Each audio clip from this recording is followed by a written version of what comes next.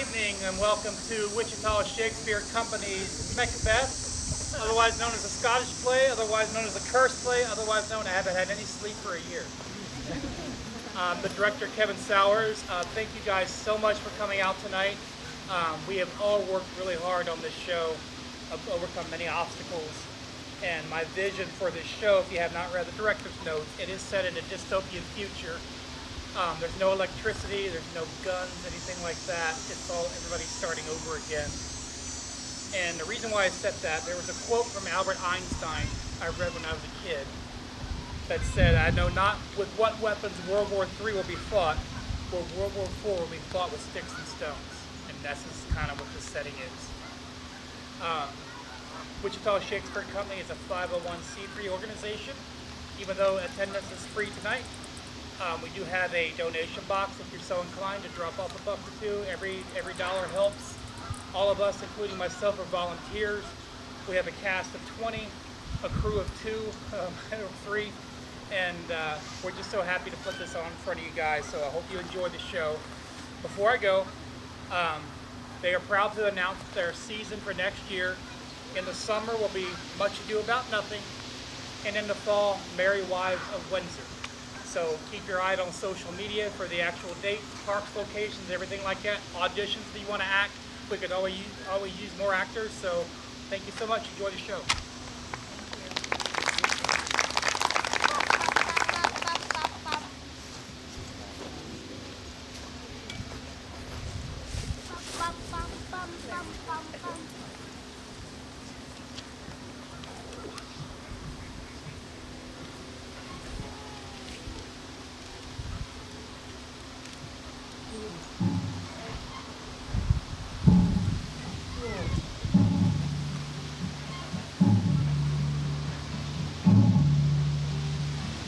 Eastern world, it is exploding, violence flaring, bullets loading.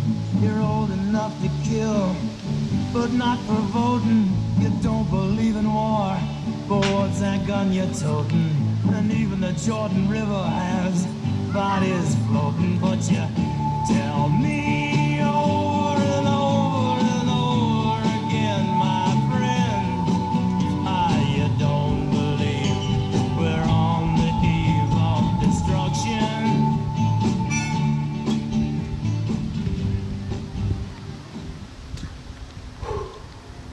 Brother, do you think they'll drop the bomb?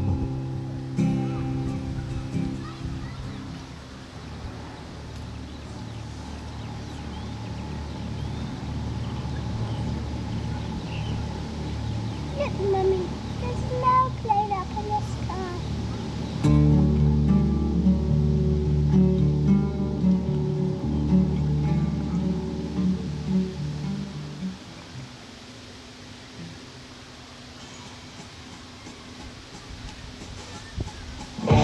Generals gathered in their masses, just like witches at black masses. Evil minds that plot destruction, sorcerer of death's construction. In the fields of bodies burning, as the war machine keeps turning. Death and hatred to mankind, poisoning their brainwashed minds. Oh, Lord, yeah. Goodbye, blue sky. Goodbye, blue sky. Goodbye. Goodbye.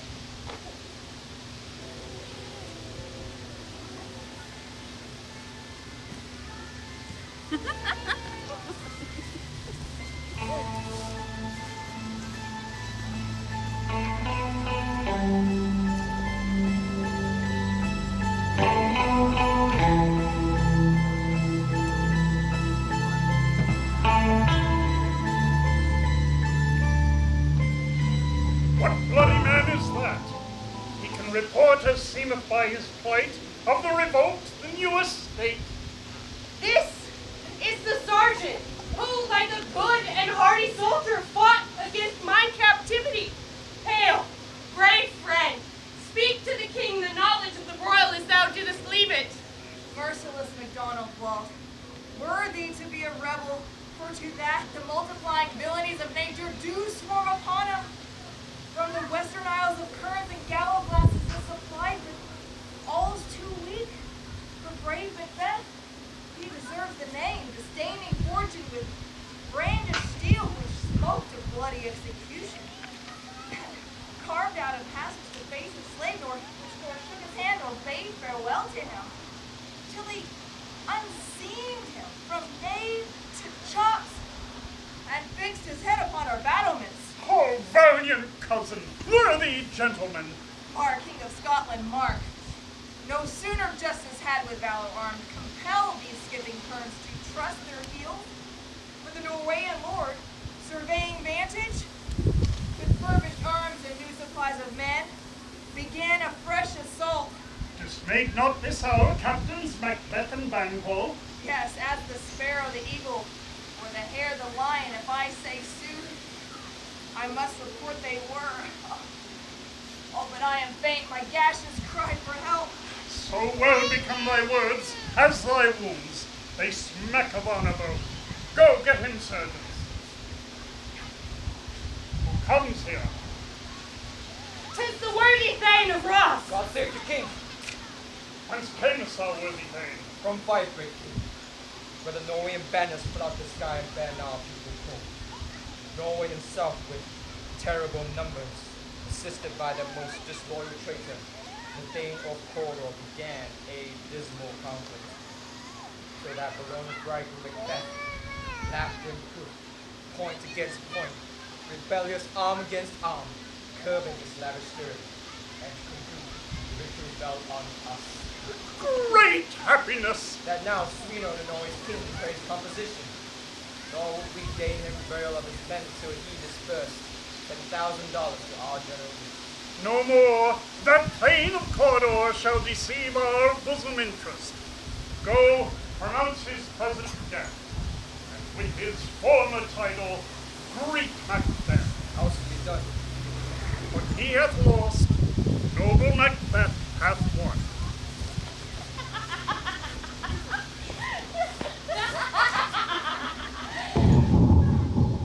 Sister, where hast thou been? Killing swine. Sister, where thou? Oh, a sailor's wife had chestnuts on her lap, and munched and munched and munched. Give me, quoth I. Right thee, weird sister, the rough and runyon prize. Her husband's to a Leto god, master of the tiger. But in a sieve, all thither sailed, and like a rat without a tail, I'll do, and I'll do. I'll give thee a wind. Oh, thou art kind. And I another. Oh, I myself have all the others. And the very ports they blow. All the quarters that they know in the shipman's card. I will drain him dry as hay. Sleep shall neither night nor day hang upon his penthouse lid. He shall live a man forbid. Weary, 7 nights, 9 times 9, shall he dwindle, peak and pine. Though his bark cannot be lost, yet it shall be tempest-tossed. Oh, look what I have. Show me, show me. Here I have a pilot's thumb, wrecked as homeward he did come. A drum, Macbeth doth come. The weird sisters, hand in hand, posters of the sea and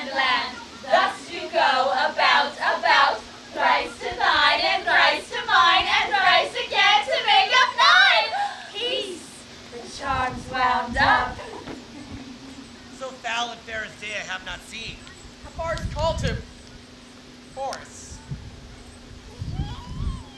What are these so wild in their attire that will not the inhabitants of the earth together on it? Live you, or are you off that man may question? What are you? Can you speak? All hail Macbeth! Hail to thee, Thane of Glamis! All hail Macbeth! Hail to thee, Thane of Cawdor! All hail Macbeth! Thou shalt be king hereafter. Good sir, why do you start and seem to hear things that do sound so fair? In the name of truth, are you fantastical or indeed that which you outwardly show? My noble partner here you greet with present grace and great prediction of noble having and royal hope that he seems wrapped withal. To me you speak not. If you can look into the seeds of time and see which grain will grow and which will not, speak then to me, for neither thanks, nor fears, your favors, nor your hate. Hail, hail, hail! Lesser than Macbeth, and greater. Not so happy, yet much happier. Thou shalt get kings, though thou be none. So all hail Macbeth and Banquo! Banquo and Macbeth, all hail! Hail, hail, hail, hail, hail, hail. Stay you in, perfect speakers, tell me more. I know I am Thane of Glamis, but what of Thane of Cawdor? The Thane of Cawdor lives. A prosperous gentleman, and to be king is not within the prospect of reason. It's no more than to be a Cawdor. Say from whence you come with this strange intelligence, or by what blasted heap you have us stop and go over with this prophetic greeting. Speak, I charge you! The earth had bubbles as water has, and these are then whither are they vanished? Up in this corporal wind, this breath is to air. Is what they would do. Do such things seriously do speak about, or have we eaten on the insane root that takes the reason prisoner? Your children shall be kings. You shall be king. And Thane of Cawdor too, and not so. The self-same tune in words. Who's there? The king hath happily received Macbeth. The news of thy success, and when he reads thy personal adventures in the rebels' fight, his wonders and his praises do content should get thine of his. Silence with that. In viewing on the rest of the south same day, he finds thee in stout Norwegian ranks. Nothing appeared of what thyself didst make, strange images suggest. And everyone did bear thy praises in his kingdom's great defense, and call them down before thee. We are sent to give thee from our royal master thanks, only to herald thee to his sight, not pay thee. And for an earnest of a greater honor, he bade me from him call thee Thane of Cawdor, in which edition hail, most worthy things, for this time. Can the devil speak true? The Thane of Cawdor lives. Why do you dress me in borrowed robes? Who is the Thane that lives yet, but under heavy judgment bears that life which he deserves to lose? Whether he was combined with those of Norway, or did blind the rebel cause with help and hidden advantage, or labored in his country's wreck, I know not. For treason's capital confessed and proved has overthrown him. Glamis, the Thane of Cawdor, the greatest is behind. Thank you for your pains.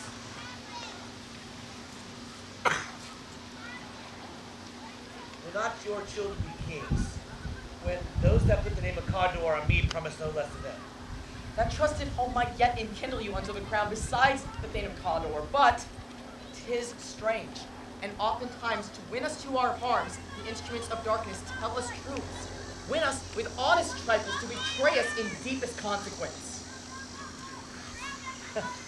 Two truths are told, as happy prologues to a swelling act of an imperial theme. It cannot be good, it cannot be ill. If good, why does it give me earnest of success, pronouncing in his moment I am Thane of Cawdor? If ill, why does the horrid image fix my hair and make my steady heart beat knock at the ribs against the use of nature? Present fears are more worse images. My thought, whose murder is yet been fantastical, shakes, so that the single state of man that functions is smothered and surmises nothing is but what is not. Look how our partner's wrapped. If they would crown me king, They would crown me without my stir. New horrors come upon him like strange garments, cleave not to their mold, but with the aid of use. Come what come may. Time and hours comes to the roughest day. Worthy Macbeth, we stay upon your leisure. Do me a favor. My dull brain is rotten for forgetfulness. Let us to the king. Very gladly. Come, enough friends.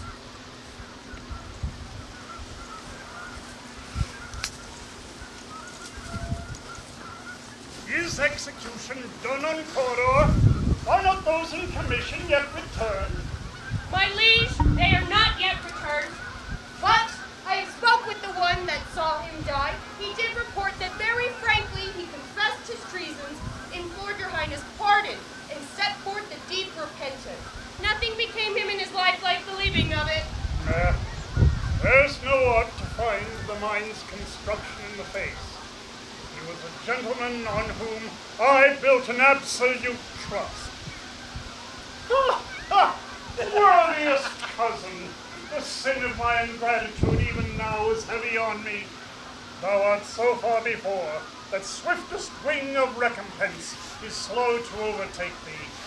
Only I have left to say, more is thy due than more than all can pay. Our service and loyalty we owe pays for itself.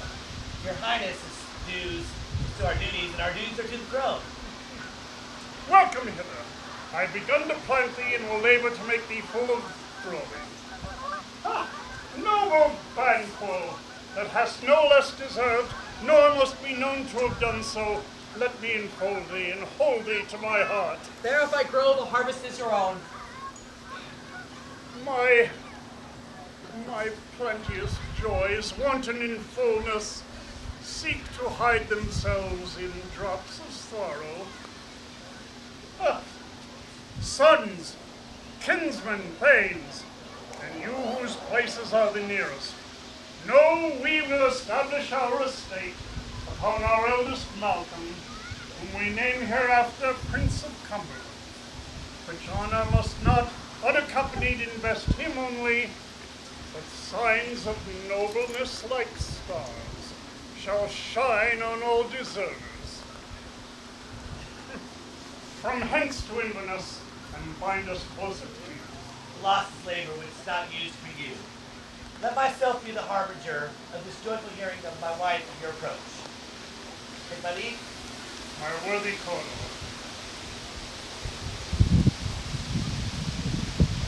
The Prince of Cumberland. That is a step on which I must overleap or fall down, for in it lies my way. Stars, hide your fires. Let not your light see my deep and dark desires. True, worthy Banquo, he is full so valiant, and in his commendations am I fed. It is a banquet to me. Let's have it.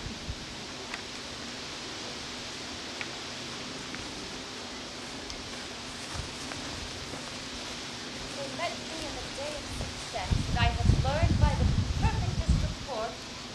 They have more in them than mortal knowledge. When I learned a desire to question them further, they made themselves air into which they vanished.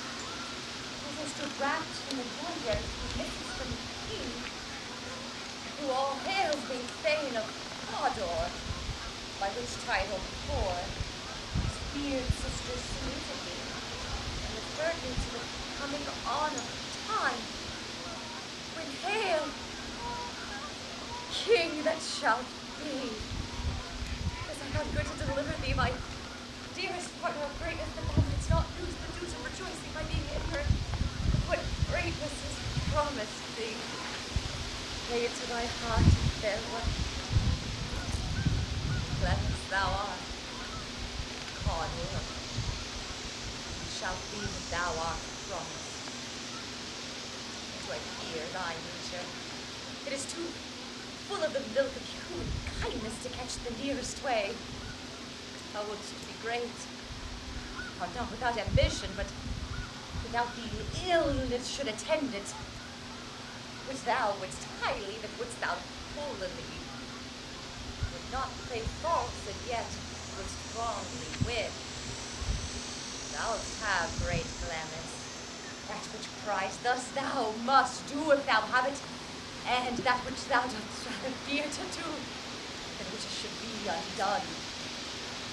Hie thee hither that I may pour my spirit in thine ear, and chastise with the valor of my tongue all that impedes thee from the golden round, which fate and metaphysical aid doth seem to have thee crowned withal. What is your tidings? Oh, the king comes here tonight. Thou art mad to say it. Is not thy master with him? Who wert so would have informed for preparation? So please you, it is true our Thane is coming. One of my fellows had the speed of him, who, almost dead of breath, had scarcely more than what made up his message. Keep intending he brings great news. The raven himself is horse that croaks the fatal entrance of Duncan under my battlements. Come, you spirits that tend on mortal thoughts, unsex me here and fill me from the crown to the toe-top full of direst cruelty.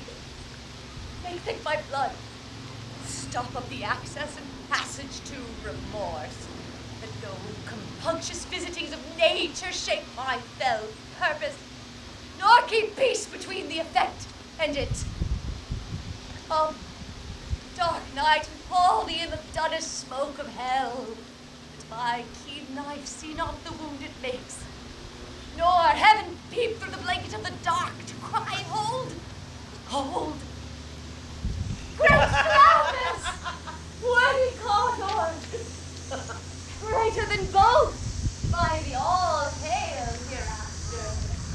Oh, thy letters have transported me beyond this ignorant present, and I feel now the future in the instant. My dearest love, Duncan comes here tonight. Oh, and when goes hence? Tomorrow, as he supposes. Never shall that morrow that sun never shall sun that morrow see. Your faith, my faith, is as a book where men may read strange matters.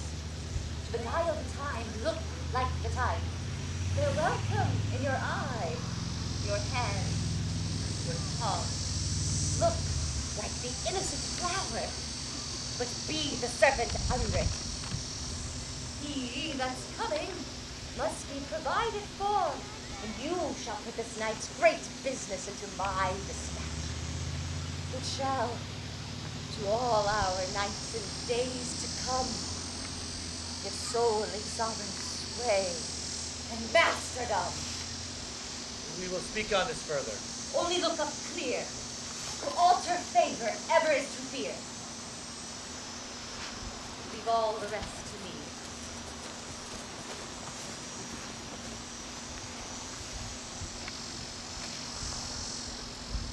This castle hath a pleasant seat.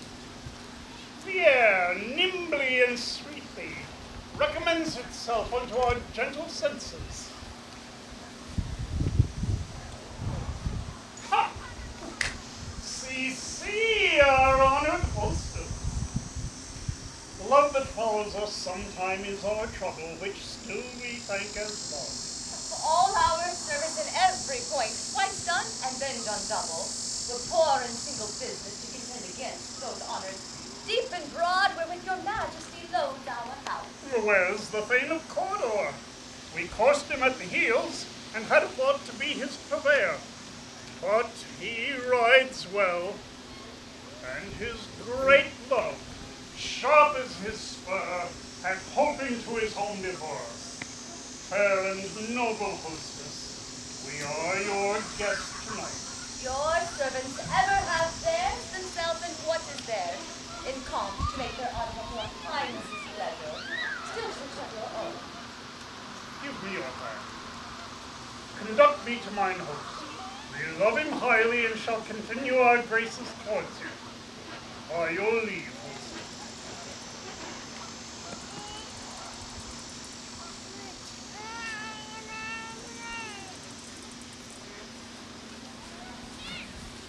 If it were done, it's done. If it was done well, it was done quickly. If the assassination could trouble up the consequence and cause Mr. Seek's success, that this blow might be the be-all, end-all here. that we but teach bloody instruction, which being taught plagues the inventor. This even-handed justice gives the ingredients to the poison to the chalice of our own lips. He's here in double trust. First, I am his kinsman and his subject, strong both against the deed. And then as his host, who, as the murderer, should shut the door, not bear the knife myself. Besides, this Duncan hath borne his faculties so meek, hath his virtues will plead like angels to the deep damnation of the taking off. And stir the wind.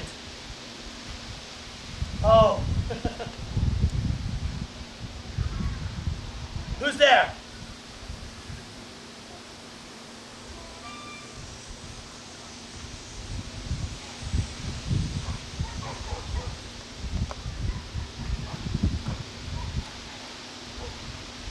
He hath almost sunk. Why have you left the chamber? Have you asked for me? Oh, you not he has? Proceed this business no further. He hath honored me of late, and have golden opinions from all sorts of people, and in their clothes of this new gloss cannot be cast aside so soon. Is the hope drunk wherein you dressed yourself? And it slept since and wakes it now to look so green and pale at what it did so freely. This time such I account thy love.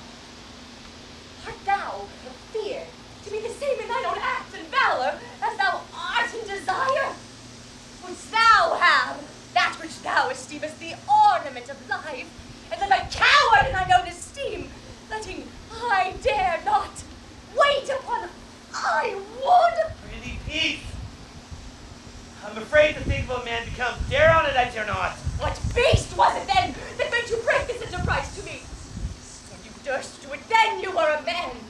And to be more than what you were, you would be so much more the man. Your time or place and then is here, yet you would make both. They have made themselves, and that their faintness now does unmake you. I have given suck. I know how tender 'tis to love the babe that milks me. I would, while it was smiling in my face, have plucked my nipple from his boneless gums and dashed the brains out, had I so sworn as you have done to this. If we should fail. We fail, but screw your courage to the sticking place, and we'll not fail. When Duncan is asleep, where to rather shall stay, hard journey soundly invite him. His true chamberlains will I, with wine and the sail, so convince its memory the water, the brain shall be a fume, and the receipts of reason a line back only. When in swinish sleep their drenched natures lie, as in a death, what cannot you and I perform upon the unguarded Duncan? What not put upon his spongy officers, who shall bear the guilt of our great quell? Bring forth men children only, for only undaunted metal can compose nothing but males. But how have we marked those two sleepy in his chamber with their own daggers that they had done it? Who dares receive each other, unless we shall make our griefs and clamor roar upon his death? I am bent up. I am settled. Need corporal agent to this terrible feat.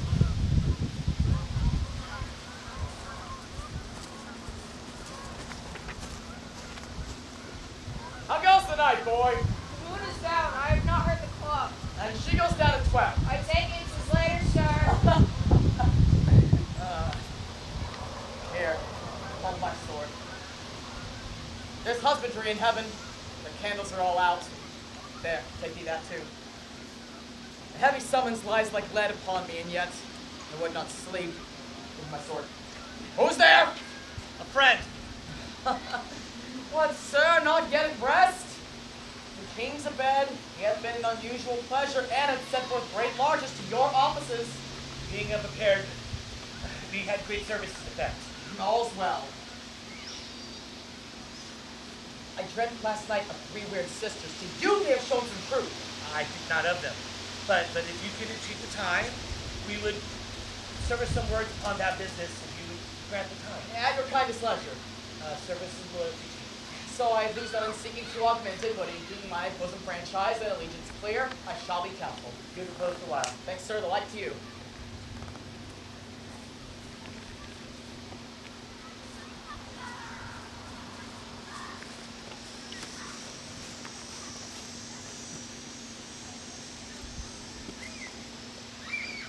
The dagger I see before me,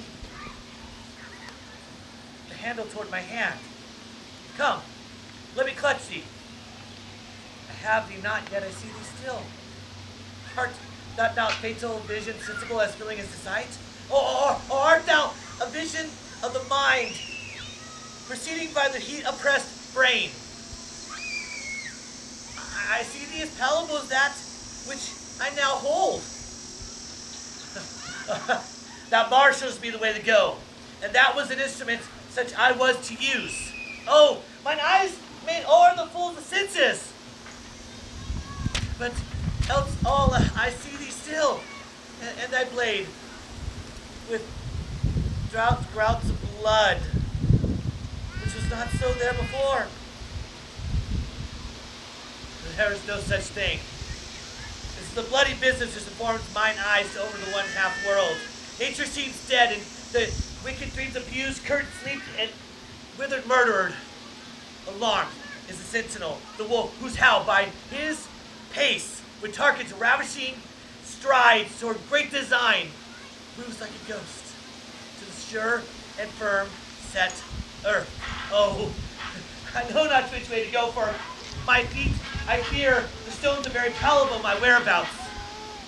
And thou words, to the heat of the words my deed cold breath gives. I hear the bell. It's done.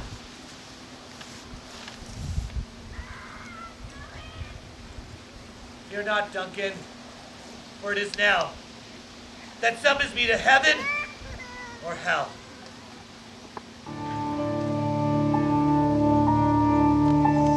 I don't think you unworthy. I need a moment to deliberate.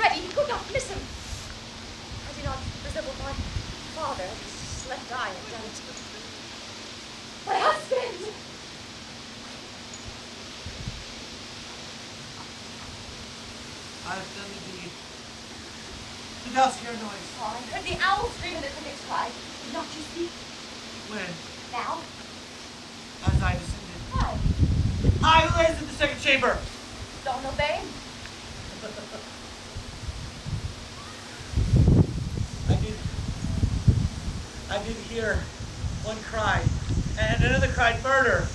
I stood and heard them, but they did say their prayers and adjusted back to sleep again.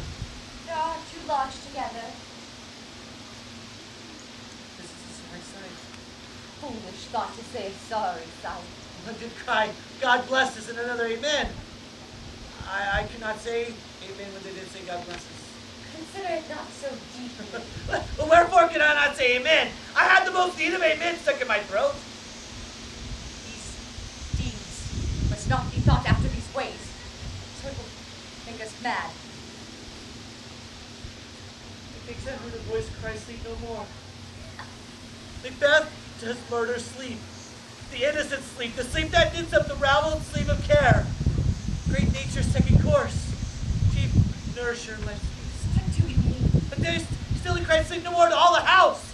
Glamis has murdered sleep, and therefore Cardor should sleep no more. Who? Macbeth should sleep no more. Who was it that thus cried?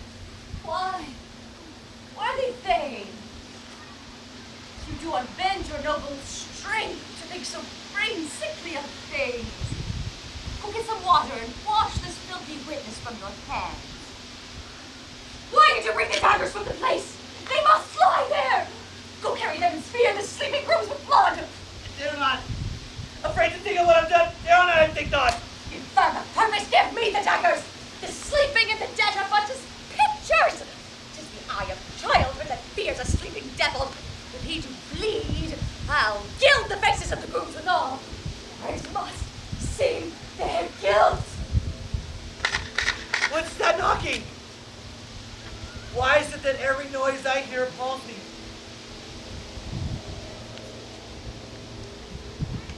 Look at these hands. Look out, mine eyes, and with Neptune's great oceans, wash this blood from my hands.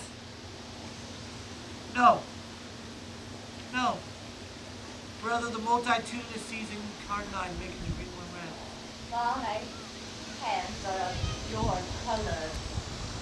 I shame to wear a heart so white. I hear a knocking at the south entry.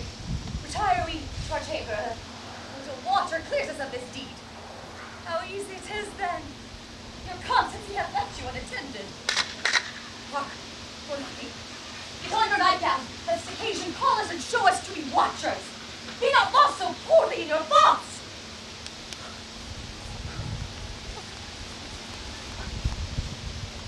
To know thy deed is to not know thyself. Wake Duncan with thy knocking! I would thou couldst!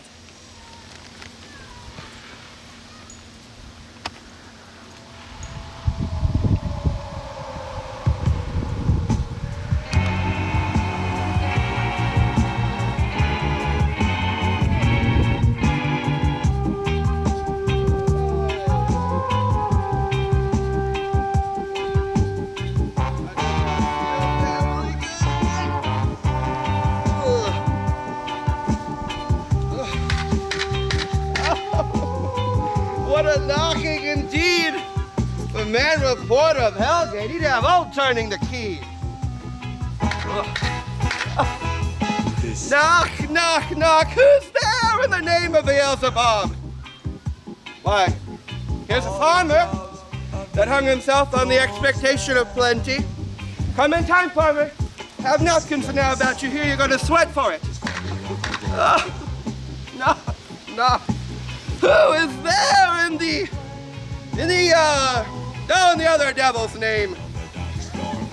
Here's an equivocator that could swear on both scales against either scale, who committed treason enough for God's sake, but could not equivocate themselves to heaven? Come in, equivocator. Knock, knock, knock. Come hither, English tailor for stealing out of a French hose. Here you may roast your goose. Knock, knock, never quiet. Well, what are you? Well, it's too cold for hell here anyhow. I'll devil porter it no further. I would have thought to have let in some of all the professions that make their way down the primrose path to the everlasting bonfire. I pray, remember the porter.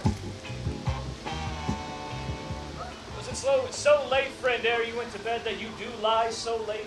Well, faith, sir. We were carousing until the second cock, and drink is a provoker of 3 things. And what 3 things does drink especially provoke?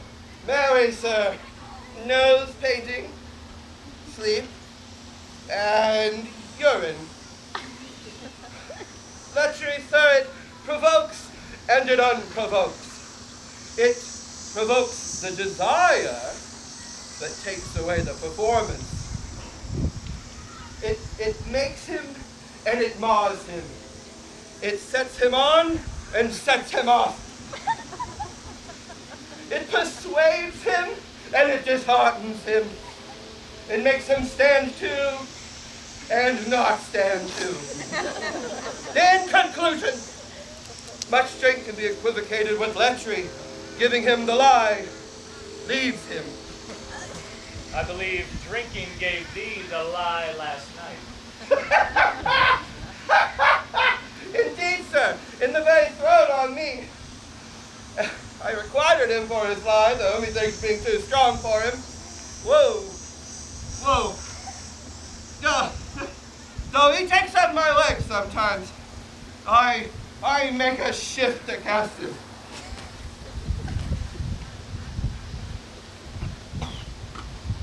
Is thy master stirring? Oh, our knocking has awaked him. Here he comes. What do you say? Good morrow, noble sir. Is the king stirring, worthy thing? Not yet. He did bid me call timely upon him, and I've almost slipped the hour. I'll take you to him. Listen, I know this is a joyful trouble for you, yet 'tis one. The laborist that's the physicist. There's the door. I shall be so bold to call, for 'tis my limited service. Goes the king hence today? So he does appoint so. The night has been unruly.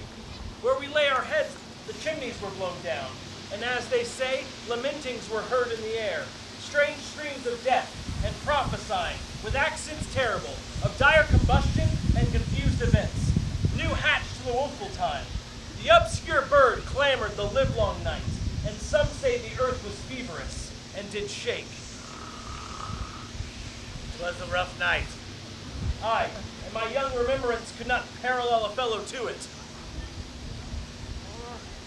Horror! Horror! Tongue nor heart cannot conceive nor name. What's the matter? Approach the chamber and destroy your sight with a new gorgon. What? Do not bid me speak. Look, and then speak yourselves. Ring the alarm bell! Awake! Murder and treason! Awake! Banquo! Malcolm Donalbain! Wake! Shake off this downy sleep, death's counterfeit, and look on death itself! Ring the bell! Awake! Banquo! Malcolm! Like sprites rise from your graves to countenance this horror! Awake! Ring the bell! What the business that such a hideous trumpet calls to parley the sleepers of this house? Speak! Speak!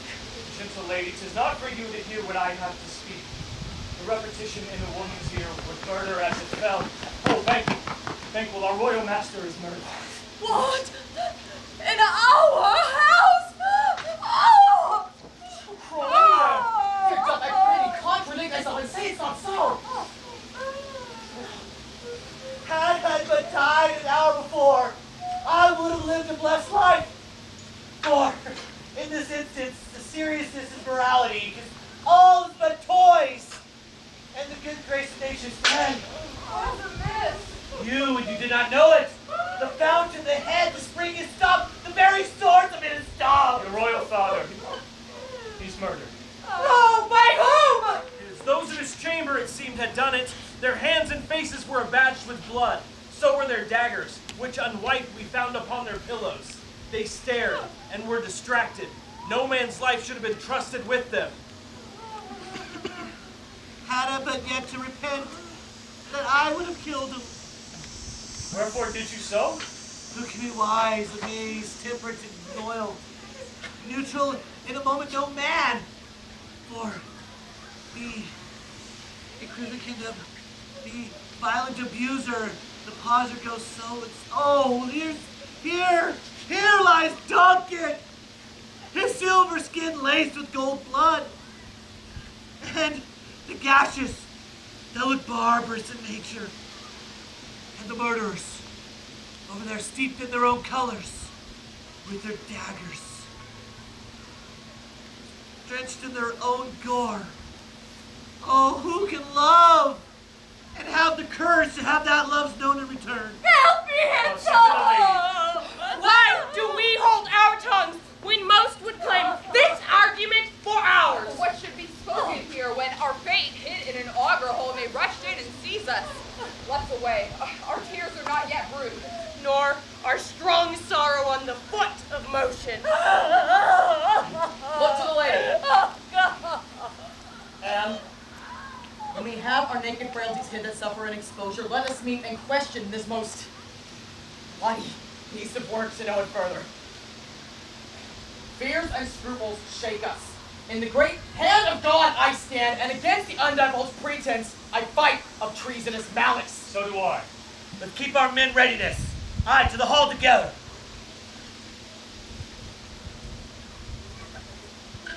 What will you do?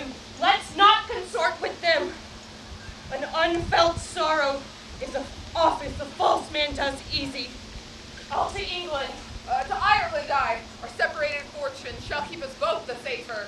Where we are, there's daggers in men's smiles, and the near in blood, the nearer bloody.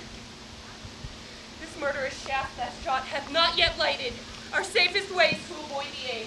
Therefore to horse. Be not dainty of our leave-taking, but shift away. There is warrant in the thief that steals itself when there is no mercy left.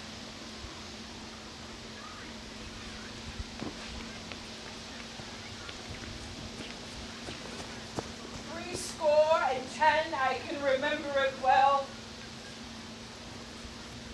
Within the volumes of which time I've seen hours dreadful and things strange, but this sore night hath trifled former knowing. Good Father, thou seest the heavens trouble with man's act, threatening the lucky stage. By the clock, 'tis day, and yet dark night strangles the traveling lamp. It's unnatural, even like the deed that's done. On Tuesday last, a falcon, towering in her pride of place, was by a mousing owl hawked at and killed. And Duncan's horses, a thing most strange and certain, beauteous and swift the minutes of their race, turned wild in nature, broke their stalls, flung out, intending against obedience as they would make war with mankind. 'Tis said they eat each other. They did so, to the amazement of mine eyes that looked upon. Here comes the good Macduff. How goes the war, sir, now? Why, see you not? Is it known who did this morning bloody deed? Aye, those that Macbeth had slain. Alas, the day. What good could they pretend? They were suborned. And Malcolm and Donalbain, the king's two sons, are stolen away and fled, which puts upon them the suspicion of the deed. Against nature still. Thriftless ambition, that will revel up thine own life anew. Then this most like, the sovereignty will fall upon Macbeth. Aye, he's already named and gone to Scone to be invested. Will you to Scone? No, cousin, I'll to Fife. Or I will thither. Very well. May you see things well done now. Adieu. Lest our old robe sit easier than our new. Farewell, Father. May God's benison go with you, and with those that would make good of bad, and friends of foes.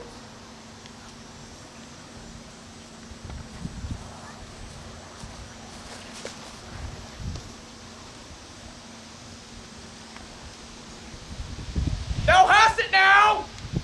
King, Cotter, Glamis, all just as the weird women promised, and I fear thou playest most foully for it. Yet, it was said it should not stand in thy posterity, but that myself should be the root and father of many kings. If there come truth from them, Macbeth, as upon thee their speeches shine, why, by the verities on thee made good, may they not be my oracles as well, and set me up in hope? But hush, no more. Here's our chief guest. If he had been forgotten, it had been as a gap in our great peace and all thing unbecoming. Tonight we hold a solemn supper, and I request your presence. Let your highness command upon me that my duties are within the solemn tie forever knit. Is you ride far? As far my lord is fulfilled decline twixt this and summer, but my horse for the better, I must become a borrower of the night for a dark hour or twain. Your good advice we do love, for it is both prosperous and great, but today's camp, but of that tomorrow. Is far you ride? Yes, my lord, I will travel soon. Fail not our feast. My good lord, I will not. Our bloody cousins are bestowed in iron in New England, and of their cool parasites, hearing of these strange inventions, but of that tomorrow. Does Leeds ride with you? Aye, my good lord, our hour does call upon us. That your horse should be swift as surefoot. Let every man be master of his time till 7 tonight. Sirrah, a word with you.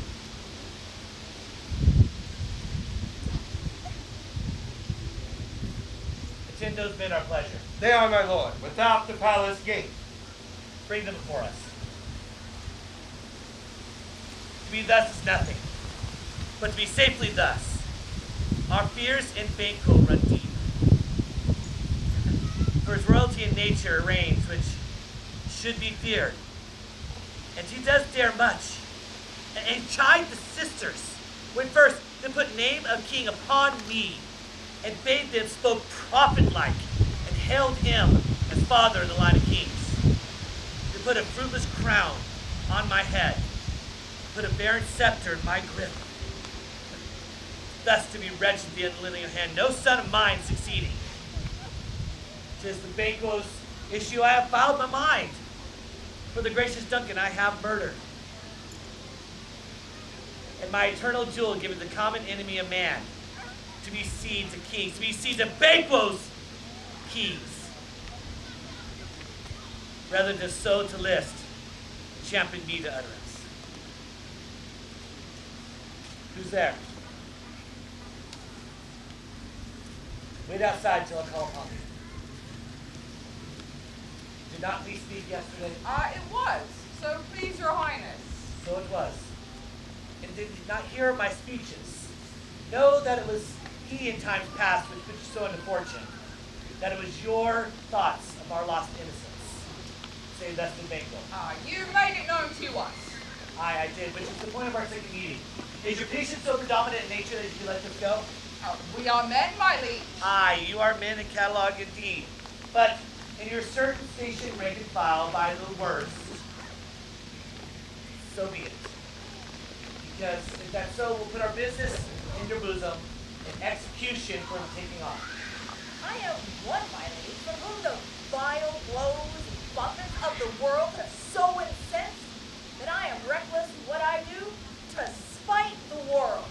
And I another, so weary with disasters, hot with fortune, that I would set my lie on any chance, defend it or be rid on it. Both you know Banquo is your enemy?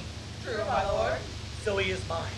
With every bloody distance that he does thrust upon my ever-natural life. And though I could bare face sweep him from my sight, and bid my will avouch it, but I must not. For certain friends of his and mine, whose loves I will not drop, if Banquo wails, thus to my dispatch. That's thus. To your acquaintance I do make love. We shall, my lord, perform what you command. So our lives. Your spirits run high. Wait you upon the castle until I tell thee. Acquaint thee with the perfect eye and time, for it must be done tonight. And there must be something from the palace, a calm and clearness, to leave no botches or rubs in the work. Leah's son goes with him, which is of no importance to me. I should share the same fate as fathers. Resolve you both. We are resolved, my lord. Not till tomorrow. It is done, Banquo. Let thy take thy flight. If thou see heaven, let it see it tonight. Banquo gone to the court? Aye, madam, but he returns again tonight. Say to the king I would attend his leisure for a few words. Madam, I will. All's had, all's spent. For our desire is got without content. 'Tis safer to be that which we destroy. By destruction dwell, death with joy.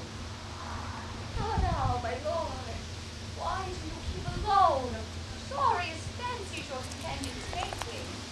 Using those thoughts which should indeed have died with them they think on. Things without all remedy should be without regard. What's done is done. You Scotch estate not killed it. So close and be yourself. For our poor malice is but the dangers of our former tooth. But if you let the frames of things disjoint, both the worlds suffer. Ere we eat our meal in fear and sleep in the assailants of these terrible dreams that shake us nightly. Better to be with the dead, who we grant to peace must send to peace, than that terrible feat of the eye and the restless ecstasy. Duncan is in his grave. His life's fitful fevers, he sleeps well. Treason has done its worst. Nor still, no poison. Malice domestic, born levy, nothing can touch him further. Gentle, my lord. Sleek are your rugged looks. Be bright and jovial among your guests tonight. And so shall I love, and so pray be to you. Let your sweet remembrances to Banquo. Present him his eminence both in eye and tongue, unsafe the while to lave the honors of these fitful streams. See the faces, the faces of our hearts, disguising what they are. Must Oh, my mind is full of scorpions, my wife. Thou knowest how Banquo and fleets live. But in them nature's cup is not to turn. Yet, we are assailable. We are jumping. That the bat that does fly is cloistered flight, and shall be done indeed a dead dreadful note. What's to be done? Innocent Vanello's dear chunk, so thou to applaud the deed. Oh, cheerful night! Scarf up that tedious, pitiful-eyed day! And with these bloody and invisible hands, cancel and tear to pieces that great bond which does make me proud. Light thickens, and the crow wings its rooky wood. Methinks of the words that I do still.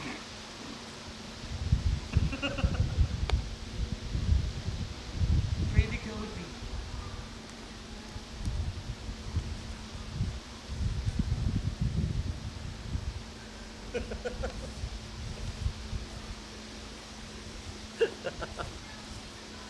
But who did bid thee join us?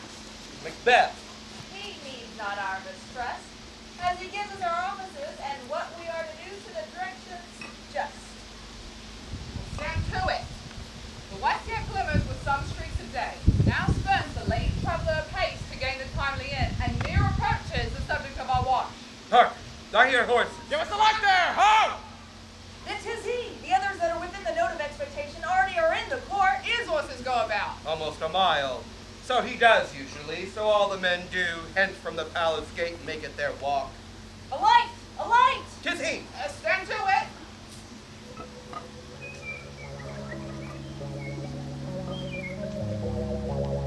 It will rain tonight. Let it come down.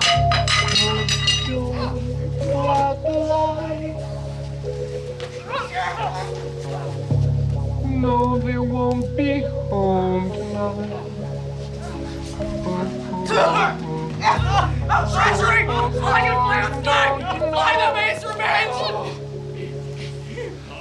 Slag! When the clouds blowing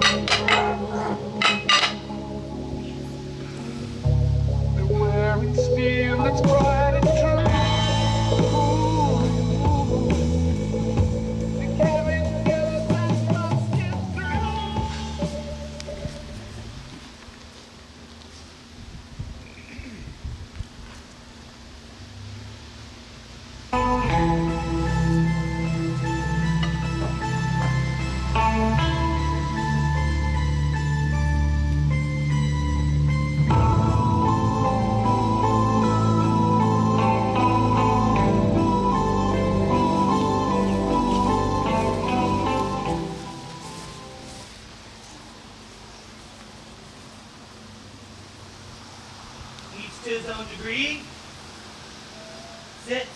At first and last, a hearty welcome.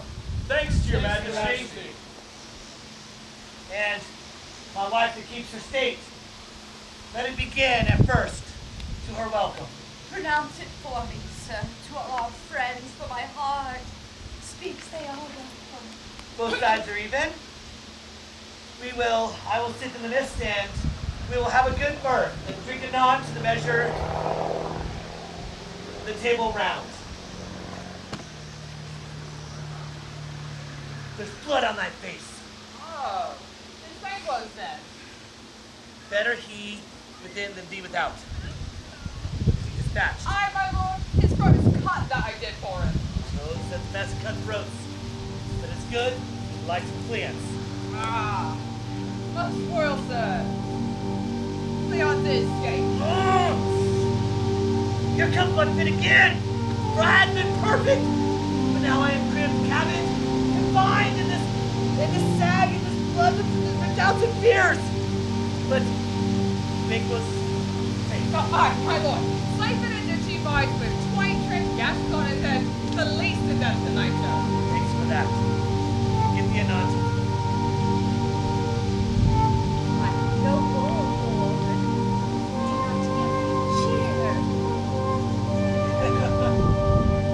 My sweet remembrance, sir, that I may digest upon appetite and health on both.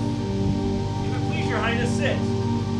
For we hear of our honored ruse that in his presence of Banquo, that for mistakes that we pity for mischance.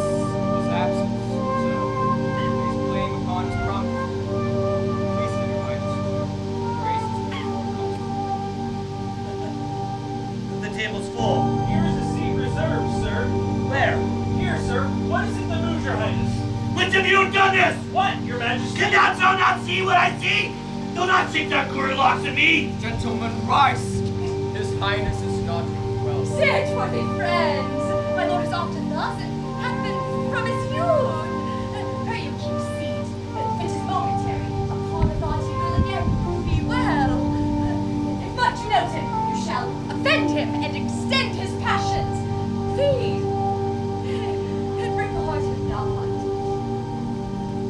Are you a man? I am an old one, that dare look upon that which appall the devil. Proper stuff. This is the very painting of fear. This is the air-drawn dagger which you said led you to Duncan. When all's done, you look but on a stool. Pray thee, look! Behold, lo! Canst thou speak? If thou cannot, can thou speak too? What? Quite unmerited folly! As I stand here, I saw him! Fie for shame! When the brains were out, that man would die. And that was the end. And now they rise again, with 20 more murderers on the ground. And they push us from our stools. Such a strange as such a murder is. Worthy Lord, with no rest, lack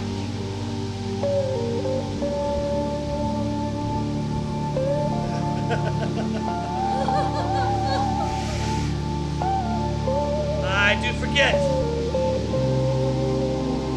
Please do not muse at me, my dear friends, for I have a strange affliction which, for those that know me, is nothing. Good health in all, and then I will sit and fill the wine, fill full, and we'll drink a general joy to the whole table. And to our dear friend Banquo, were he here now, to his we thirst, to his and all. Our duties in the pledge. Avaunt! Be gone!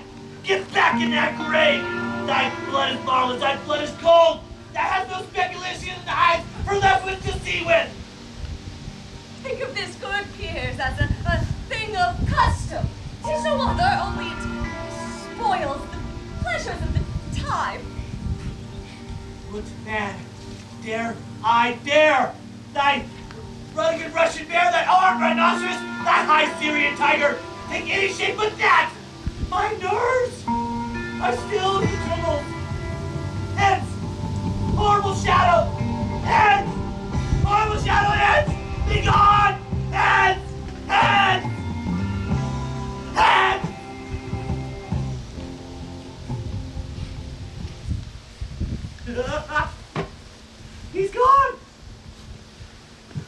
again. Pray you sit still. You displaced the mirth, broke the good meeting with most admired disorder.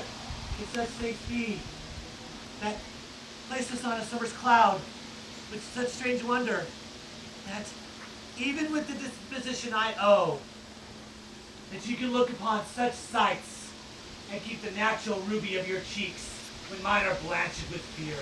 What sights, my lord? Pray you speak not! He grows worse and worse! Question enrages him! At once, good night! Stand not upon the order of your going, but go at once! Good night, and may better health attend his majesty. A kind good night to all! You said blood will have blood. Blood will have blood. What is the night? Almost at odds with morning, which is when... In here in Macduff, thou dost pronounce thee thus. Did you send to him, sir? I hear it, by the way, but I will send all the others that keep a servant's feed. I will tomorrow. And betimes, I will to the weird sisters. Yes, yes, more shall they speak for mine own good. For I am steeped so far in blood that should I steep no more.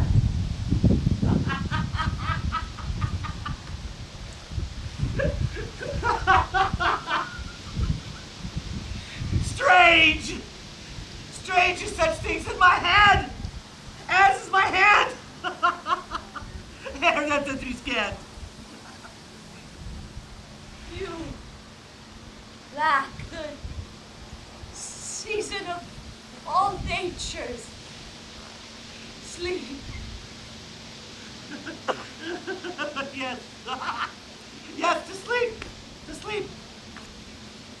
The self and dreams of use is made fear of hard use.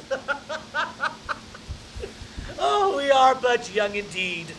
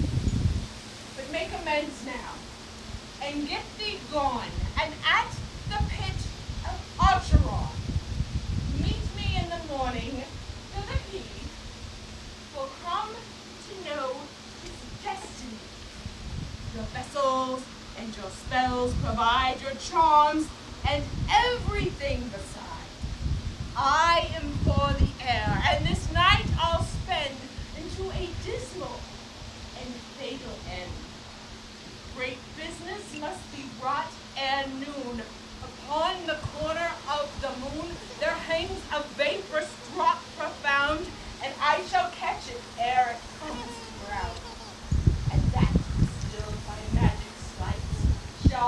these such artificial sprites, and by the strength of your illusion shall draw him in to his confusion.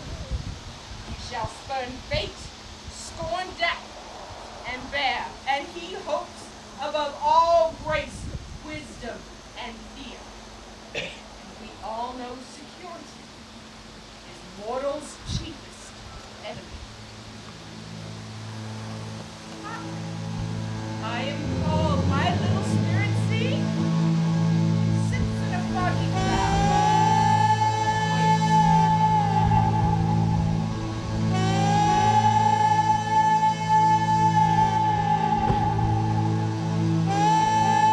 Come, let's make haste. She'll soon be back again.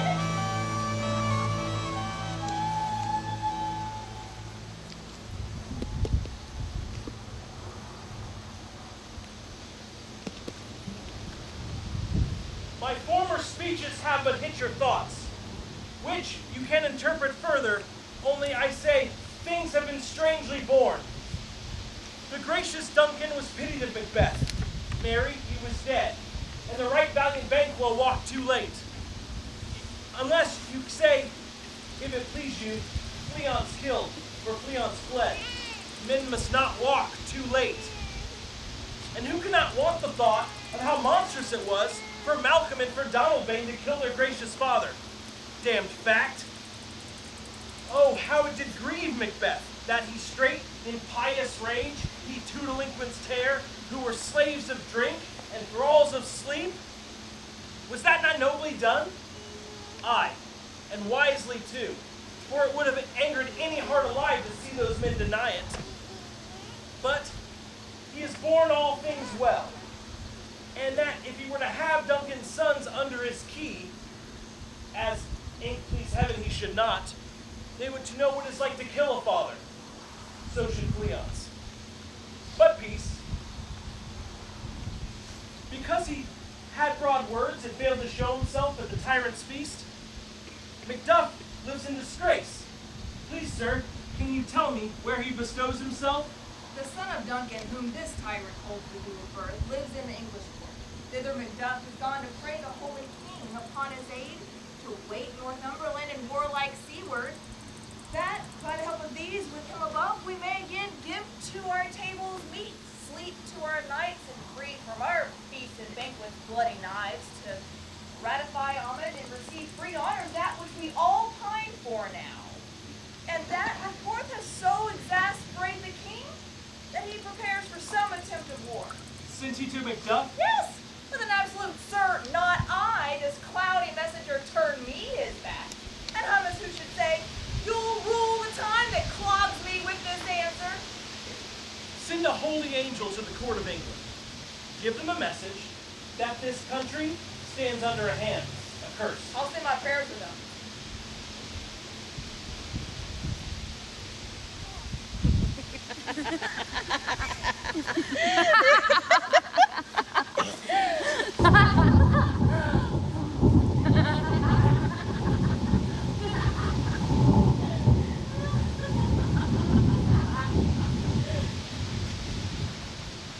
Thrice the brinded cat hath mewed, thrice and once the hedge pig whines. Harpier cries, 'tis time, 'tis time. Round about the cauldron go, in the poisoned entrails throw. Toad under coldstone, days and nights as 31. Sweltered venom, sleeping got, boil thou first in the charmed pot. Double, double, toil and trouble, fire burn and cauldron bubble. Fillet of a fenny snake, in the cauldron, boil and bake. Eye of newt and toe of frog, wool of bat and tongue of dog. Adder's fork and blindworm sting, lizard's leg and owlet's wing. For a charm of powerful trouble, like a hell broth, boil and bubble. Double, double, toil and trouble, fire burn and cauldron bubble. Scale of dragon, tooth of wolf, weird sister's mummy, maw and glove of a raven, salt sea shark, root of hemlock diggeth in the dark, finger of a birth-strangled babe, ditch delivered by a drab, make the gruel thick and to a tiger's children for the ingredients of our cauldron. Double, double, toil and trouble, fire burn and cauldron bubble. Cool it with a baboon's blood, then the charm is firm and good.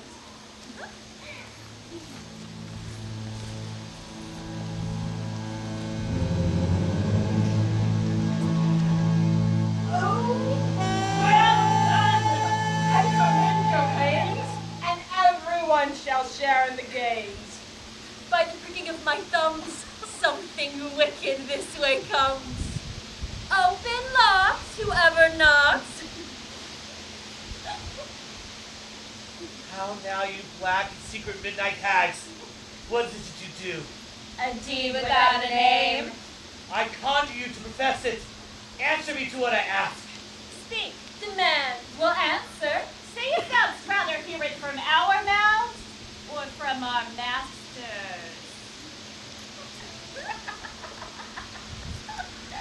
Call him, let me see him. Pour in sow's blood, that hath eaten her nine pharaoh. Grease that's sweetened from the murderous gibbets, throw into the flame. Come high or low, thyself in office deftly show.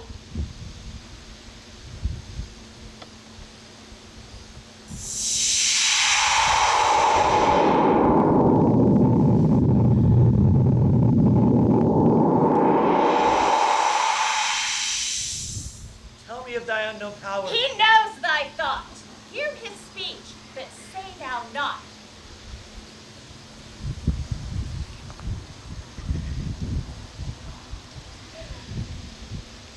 Macbeth, Macbeth, Macbeth. Beware, Macduff. Beware the Thane of Fife. Dismiss me. Enough. I thank thee for thy good advice, but it overlooks to thy fear. One more word. He will not be commanded. Oh, here's another more potent than the first. Beth, Macbeth, Macbeth. I have the ears, I hear Be thee. bloody, bold, and resolute. Laugh to scorn the power of man, for none of woman shall harm Macbeth. Then live, Macduff, for I fear thee not, but I'll make sure it's double sure. And that which stakes the greatest bond of man. In spite of thunder. Where are they? The issue of a king that the baby Brown borrowed in the top of sovereignty. Listen, but speak not to it. Meddle the proud, and take no one who chafes, who frets, or where conspirators are. Macbeth shall never vanquish be it, till great Burnham wood to high Dunsinane hill shall come against him. Who can bid the forest upon a tree, and get their root that fix earth? But I long to know one thing. Is Banquo's issue going to reign in this kingdom? Seek to know no more. Deny me this, and thou be accursed to both of you, all of you. Tell me. Show, show, show. Show his eyes and grieve his heart. Come like shadows, so depart.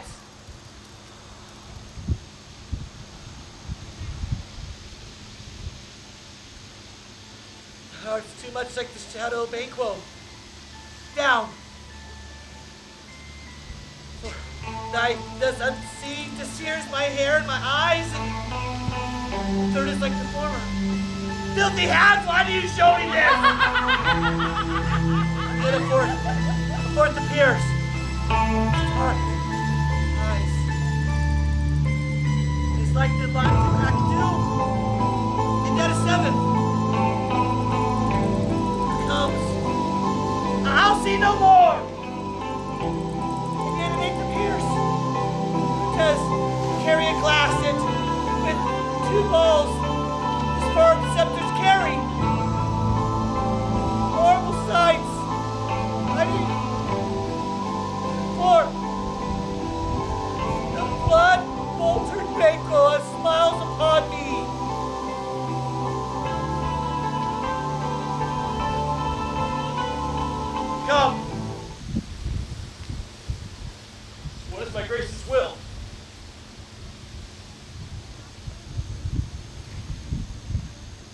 thou see the weird sisters? No, my lord. Do not they come by you? No, my lord. As enchanted airs to wind. I heard galloping of the horses. What come by them? 'Tis 2 or 3, my lord, to give you message. Macduff has fled to England. Fled to England. Aye, my good lord. Oh. My deeds exploit me so that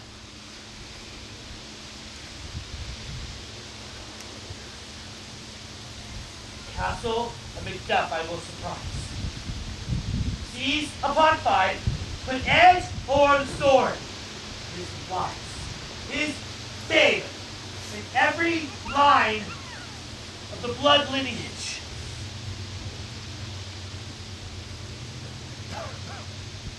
But no more spirits. No more spirits. Come, come, show me where they are.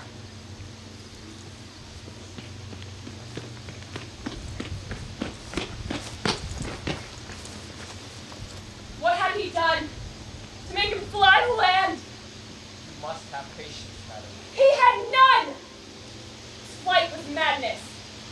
When our actions do not, our fears do make us traitors. You know not whether it was his wisdom or his fear. Wisdom! To leave his wife, to leave his babes, in a place from whence himself does fly. He loves us not. He wants the natural touch. For the poor wren, the most diminutive of birds, will fight her young ones in her nest against the owl.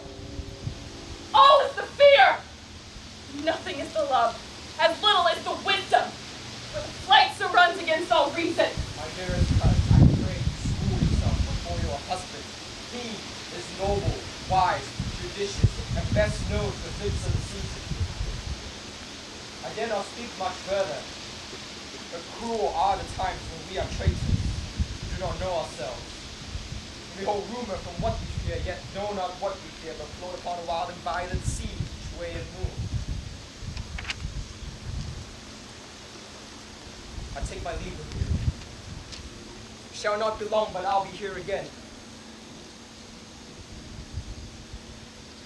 Things at the worst will cease, or else turn upwards to what they were before. My pretty cousin, blessing upon you. Father he is, yet he's fatherless. I'm so much a fool. Should I stay longer, it would be my disgrace and your discomfort. Adieu.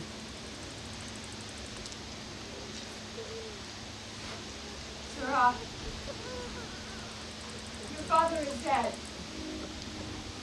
And what will you do now? How will you live? As birds do, mother. What with worms and flies? What I get, I mean, and so do they. Poor bird. Thou'st never feared the net nor line, the pitfall nor the gin. Why should I, mother? Poor birds, for they're not sent. Or my father's not dead, for all you're saying. Yes, he is dead. How wilt thou do for a father? Nay, how will you do for a husband? Why, I can buy me 20 at any market. Then you'll buy him to sell again. Thou speakst with all thy wit, yet in faith with wit enough to thee.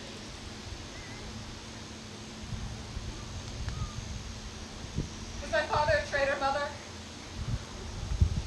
Aye, that he was. What is a traitor? Why, someone that swears and lies. And be all traitors that do so? Every one that does so is a traitor and must be hanged. And must they all be hanged that swear and lie? Everyone. Who must hang them? Why, the honest men. Then the liars and the swearers are fools, for there are liars and swearers enough to beat the honest men and hang up them. And God help thee, poor monkey. But how wilt thou do for a father? If he were dead, you'd weep for him. If you would not, it were a good sign that we should quickly have a new father. Poor prattler, how thou talk. Bless you, fair dame. I know I am not known to you, but in your state of honor I am perfect. I doubt some danger does approach you nearly. Take a homely man's advice. be not found here. Hence with your little ones. To fright you thus, methinks I am too savage. To do worse to you, fell cruelty, which is too nigh your person. I can abide here no longer. Whither should I fly? I have done no harm. But I remember now I am in this earthly world, where to do harm is often laudable. To do good sometime accounted dangerous folly. Why then, alas, do I put up that womanly defense? Say I have done no harm. What are these faces? Your husband. I hope in no place so unsanctified where such as thou is find him. Right on. Delight, thou shalt not. No! No!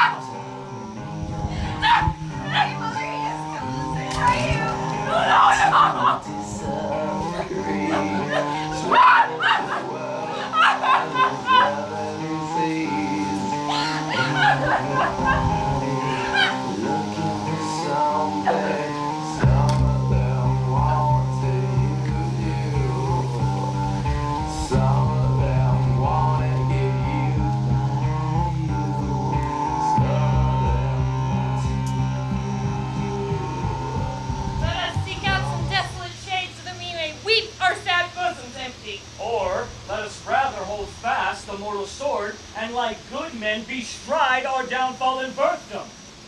Each new morn, new widows howl, new orphans cry. New sorrows strike heaven on the face as if it felt with Scotland and yelled out like syllable of dolor. What you spoke, it may be so perchance, this tyrant, whose sole name blisters our tongue, was once thought honest. You have loved him well. He hath not touched you yet. I am young, but something you may deserve of him through me, and the wisdom to offer up a weak, poor, innocent lamb to appease an angry God. I am not treacherous. What Macbeth is, a good and virtuous nature will recoil in an imperial charge. But I crave your pardon. That which you are, my thoughts cannot transpose. I have lost my hopes. Perchance, where I have found my doubt. Why, in this rawness left you, wife and child, those precious motives, those strong knots of love without leave taking. I pray you, let not my jealousies be your dishonors, but mine own safety. You may be rightly just, whatever I shall think. Leigh! Leigh! Poor country! Great tyranny! Lay thou thy base ashore, for goodness dare not check thee. Wear thou thy wrongs. The title is afeard. Fare thee well, Lord. I would not be the villain thou thinkest, for the whole space in thy tyrant's grasp, in the rich east to boot. Be not offended. I speak not in absolute fear of you. I think our country sinks beneath the yoke. It weeps, it bleeds, and each new day a gash is added to her wounds. But, for withal, I would think there would be hands uplifted to my right. And here, from gracious England, a gift of thousands. But, for all of this, when I shall tread upon that tyrant's head, or wear it on my sword, this country will have more vices than it had before, more suffer in sundry ways than ever, by him who shall succeed him. And what should he be? It is myself, I mean, for whom I know all the particular vices so grafted that when they open up, black Macbeth will seem as pure as snow, and the state will esteem him as a lamb in compared to my confineless heart. Not in the horrid legions of hell can come a devil more damned in evils to top Macbeth. I grant him bloody, luxurious, false, deceitful, malicious, sudden smacking of every sin. But there is no bottom, none, in my voluptuousness. Your wives, your daughters, your matrons, and your maids could not fill up the cistern of my lust and my desires. Boundless intemperance in nature is a tyranny, And it hath been the untimely emptying of the happy throne, and the fall of many kings. But fear not yet, take upon you what is yours. We have dames willing enough. There cannot be the vulture in you to devour so many as will to greatness dictate themselves.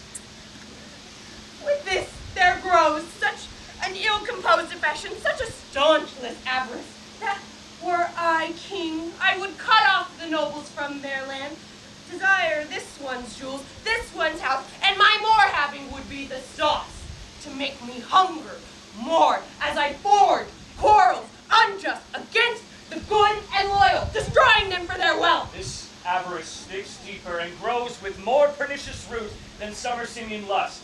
And it hath been the sword of our slain kings, but do not fear. Scotland hath poisons to fill your will. Of your mere own, all these are portable, with other graces weighed. But I have none. The king-like becoming graces, such as justice, verity, temperance, stableness, bounty, perseverance, lowness, fortitude. I relish in none of them, but abound in each several crime, acting in many ways. Nay, had I the power, I would pour that sweet milk of concord into hell, uproar all universal peace, and confound all unity on earth. Oh, Scotland. If one is fit to govern Scotland, I am, because I have spoken. Fit to govern. You're fit to govern? No, you're not fit to live. Oh, nation miserable with an untitled tyrant like a scepter. When shall I see thy wholesome days again? Since the truest issue of thy throne by her own interdiction stands accursed and does blaspheme her breed. Thy royal father was a most sainted king. The queen that bore thee, often and on her knees and on her feet, died every day she lived. Fare thee well.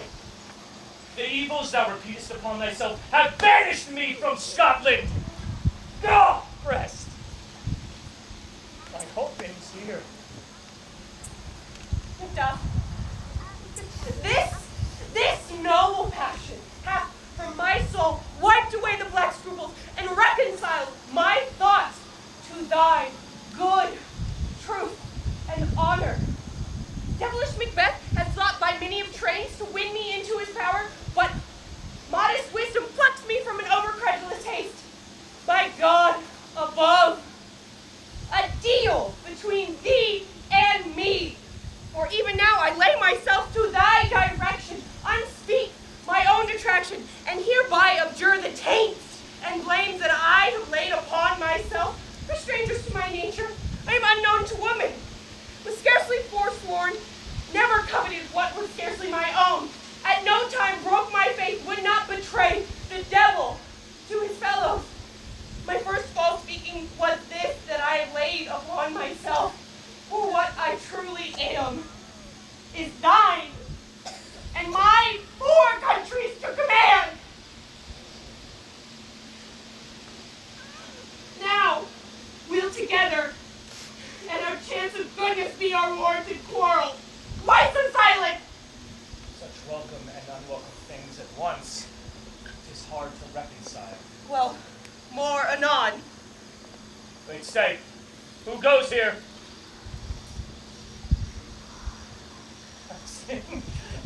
Gentle cousin, welcome hither. Sir, say amen. Stand Scotland where it did. Alas, poor country, almost afraid to know itself, cannot be called our mother but our grave, where sighs and groans and shrieks that rend the air are made, not mocked, where violent sorrow seems more than ecstasy. Oh, relation, too nice and yet too true. What is the newest grief? That often hour's age doth is the speaker. Each minute seems a new one. How does my wife? Why, well. And all my children?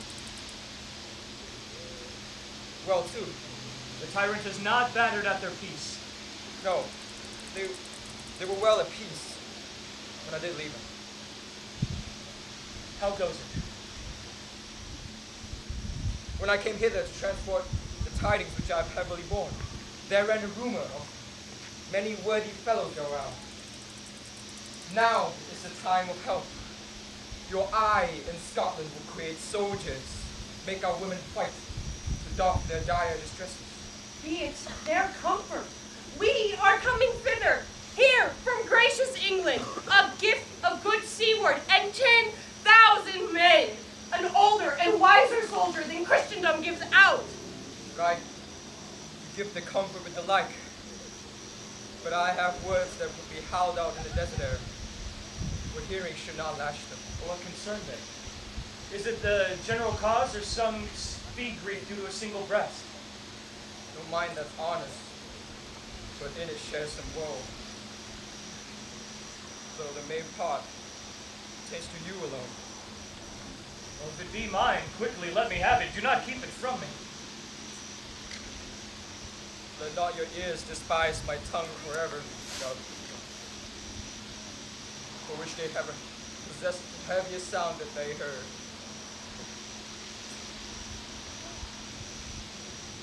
Your castle was surprised. Your wife and children savagely slaughtered.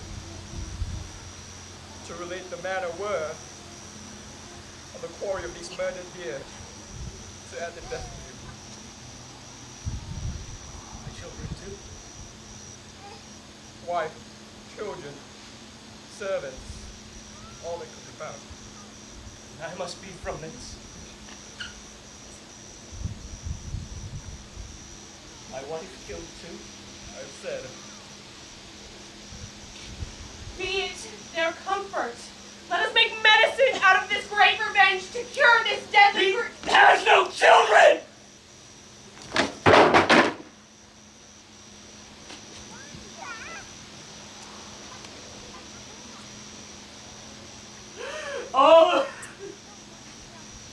Oh, well, kind, all of my pretty ones. All my chickens are damned in one fell swoop.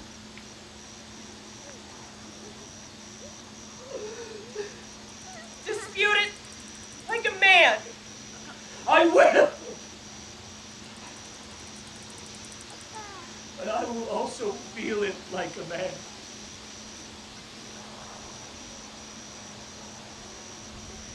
I cannot remember such things. Words that were most precious to me. Did heaven look on? You were not dead.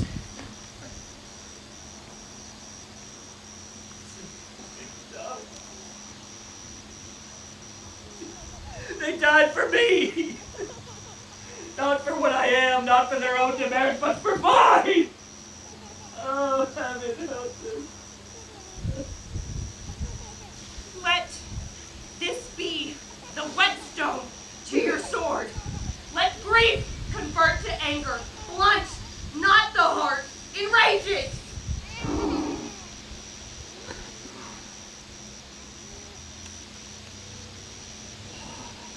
Made the woman with mine eye. I could play the braggart with my tongue.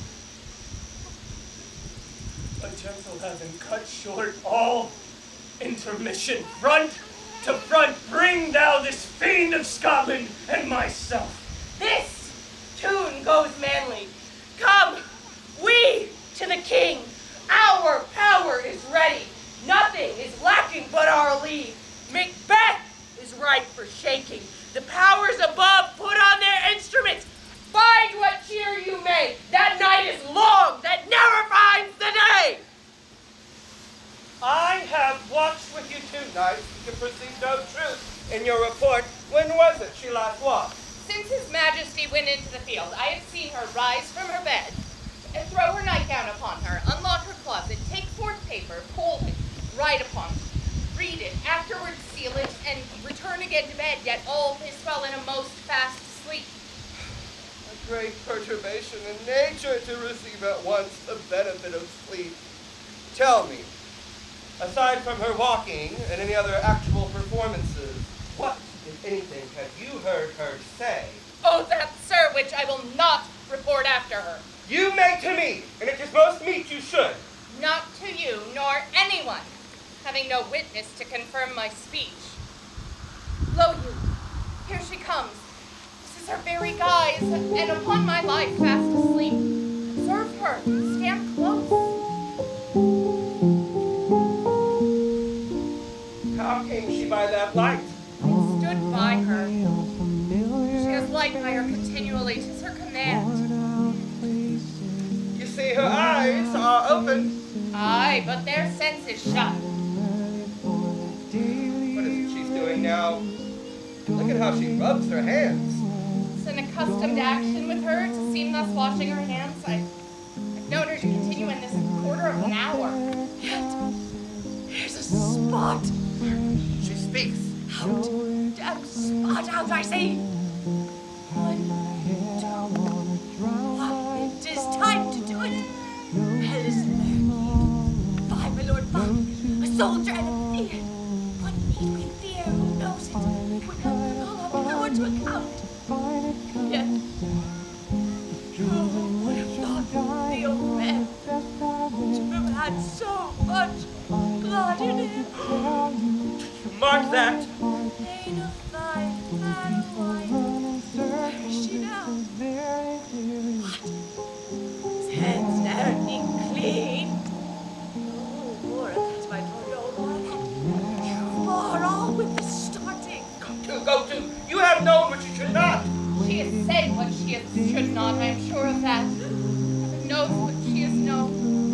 Here's the smell of the blood still. All the perfumes of the young will not sweeten this little hand. What a sigh there is. Her heart is sorely charged. I would not have such a heart in my bosom for the dignity of the whole body. Well, well, well. Pray God it be so. This disease is beyond my practice. I have seen those who walk in their sleep, but die holily in their beds. Wash your head. Put on your nightgown. Look not so pale. I tell you, you're to get rid with Mary. He cannot go out on his grave. Even so. To bed. To bed. There's knocking at the gate. Come. Give me your head. What's done cannot be undone. To bed. To bed. To bed. Will she go now to bed? Directly. There are foul whisperings abroad. Unnatural deeds do breed unnatural troubles. Infected minds to their death pillows do discharge their secrets. So, good night. Keep close eyes on her, remove from her all means of annoyance. My mind she has mated and amazed my sight. The English power is near, led on by Malcolm, our Uncle Seward, and the good Macduff. Revenge is burning them, for their dear cause the grim and alarm excite the mortified man. Near Burnham Wood shall we meet them there. That way they are coming. What does the tyrant? Great Dunsany, he's strongly fortified. Some say he's mad, others lesser hate him to call it valiant fury. Now does he feel his secret murder sticking on his hands? Those he moves move only in command, nothing in love. Now does he feel his title hanging loose about him like a giant's rope on a dwarfing feet? Who then shall blame his pestered senses to recoil and start when all that is within him does condemn itself for being there? Well, march we on to give obedience which is truly owed. Make we our march towards Burnham.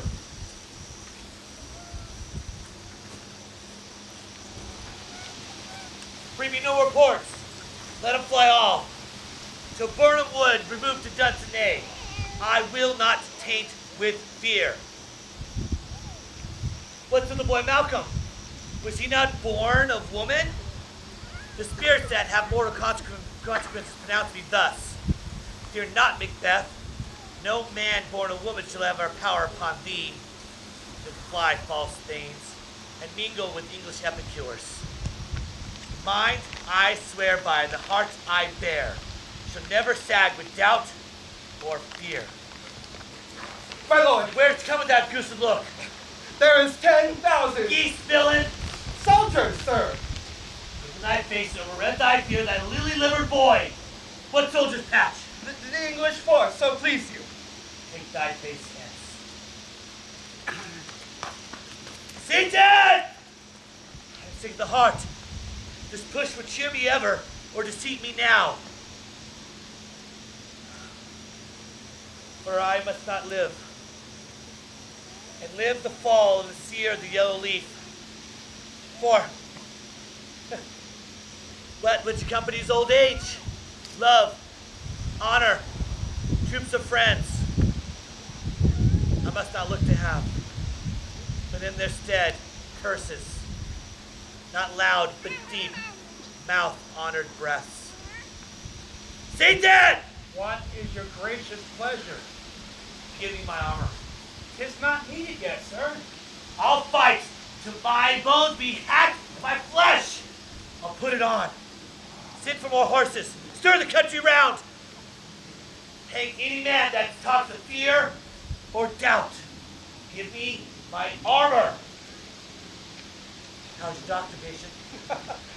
Not so sick, my lord, as she is troubled with thick-coming fancies that keep her from her best. Cure her of that. Canst thou not minister to a mind disease?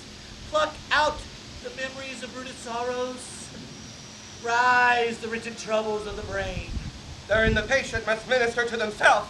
Throw physics to the dog, all none of it. Give me my armor! Discour the English hints. Thou hear them? Thy royal preparation makes us hear something. All none of it. I will not be afraid of death and bane, till Burnhamwood do come to Dunsinane. If I were from Dunsinane away and clear, fortune would again hardly find me here. Cousins! I hope the days are near at hand that those chambers will be safe. We doubted nothing. What wood is this before us? The wood of Burnham. Let every soldier hew him down a bow and bear it before him. Therefore it shall shadow the numbers of our host and make discovery in air report of us. It shall be done. We find no other but the confident tyrant keeps still in Dunsinane and will endure our setting down before it. 'Tis his main hope. 'Tis where there is advantage to be given. Both more or less have given him the revolt, and those that serve with him are constrained things whose hearts are absent too. Yeah! Let our just censures attend the true event, and put we on industrious soldiership. Yeah! The time approaches that will with due decision make us know what we may say we have and what we owe. Thoughts speculative their unsure hopes relate, but certain issues, strokes, must arbitrate, towards which advance the war! Hang out the banners on the outward walls. The cries still they come. Our castle strength will laugh and surge and scorn, and we'll beat them beard to beard and beat them backward home. What's that noise? It is the cry of woman, my lord. I'd almost forgotten the taste of beers. There had been a time that my senses had cooled to hear a nightly shriek.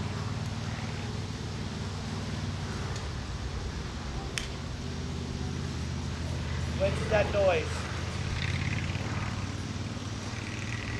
The queen, my lord.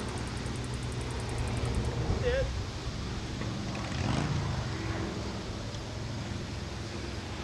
She should have died hereafter. There would have been a time for such a word. Tomorrow, tomorrow, and tomorrow. That curses the petty pace of day to day, without a single piece of recorded time. And all the yesterdays, delighted fools. The death of the dusty death. Out! Out! Brief candle! Life is a tale told by an idiot full of sound and fury, signifying nothing. Be quick with thy tongue. Gracious, my good lord. I know I should say which I say I saw, but I don't know how to do it. Say so. as I did stand my watch upon the hill. Anon me looked towards Burnham and thought the wood began to move. Liar and slave. Well, let me endure your wrath if it be not so. I say within this 3 mile you'll see it, a moving grove.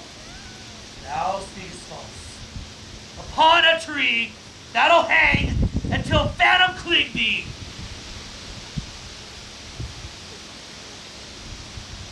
Fear not, for Burnham wood do come to Dunsinane, and wood do come to Dunsinane. Arm, and out! Ring the alarm bell. Sound, bell, rack! At least we'll die with the harnesses on our back. Now is near enough. Throw down your leafy shields and show the lights that you are. You, worthy uncle, lead us into our first battle. Worthy Macduff and we shall take upon what else is left to do according to our order. Fare you well. We do but find a tyrant's tower tonight. Let us be beaten if we cannot fight! Yeah! Let all our trumpets speak. Give them all breath, those clamors, harbingers of blood and death. Yeah! I take the heart, I cannot fly, but I must bear the corpse. That he was of no woman born, or none. Tyrant! Show thy face! If thou be slain and with no stroke of mine, my wife and children's ghost will haunt me still! I cannot strike at wretched curds whose arms are pain to stave their steeds. Either thou, Macbeth, or my sword with an unbattered edge I sheathe undeeded. Fortune, let me fight. And more I beg not. Feel my blood. This way, my lord! The castle's gently rendered. The tyrant's people on both sides do fight. Noble thanes do bravely in the war. The day itself almost professes yours, and little is to do. We've met with foes that strike beside us. Enter, sir, the castle. You've been so long. Should I play the Roman fool and die upon thy own sword? Whilst I live, the gashes do better upon them. Turn. Turn! Of all men else I've avoided thee. But get thee back! Thy soul is charged too much with the blind of thine already. I have no words. My voice is in my sword.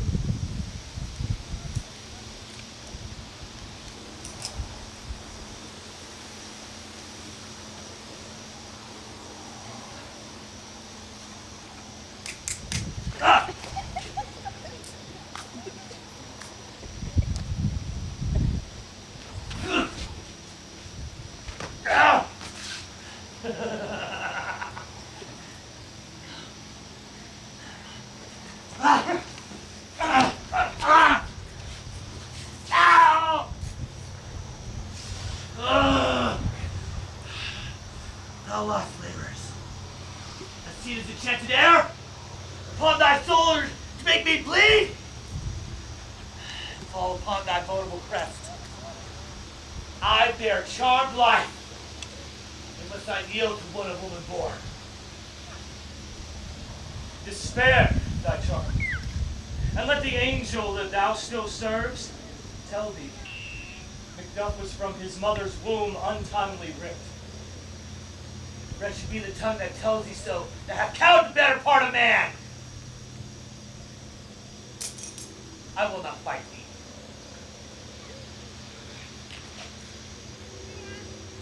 Then yield!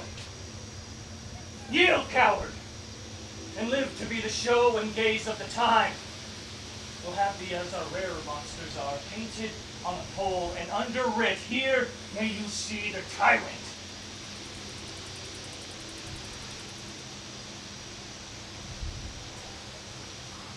I will not yield. Kiss the ground at young Malcolm's feet, and be baited with the rabble's curse. Burnham wood you've come to death today, and being opposed of all of them. Yet, we will have it all. Fall on thy warlike shield. Lay on, Macduff, and damn him that cries hold enough!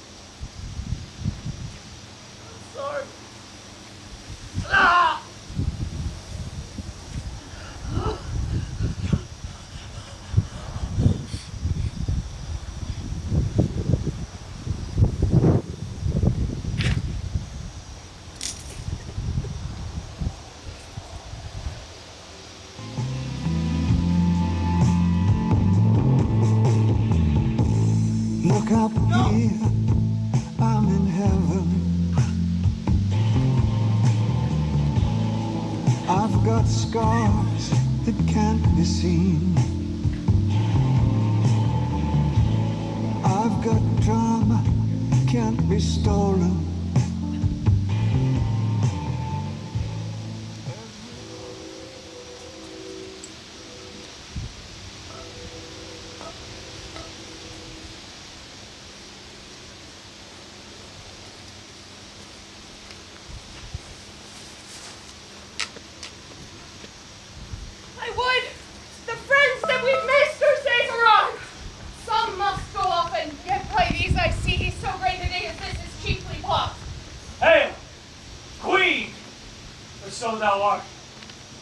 Behold, here lies the usurper. The time is free! Yeah! I see thee compassed with thy kingdom's pearl. Whose salutations they speak in their minds, but voices I desire aloud with mine. Hail, Queen of Scotland! Hail, Queen of Scotland! We shall not spend a large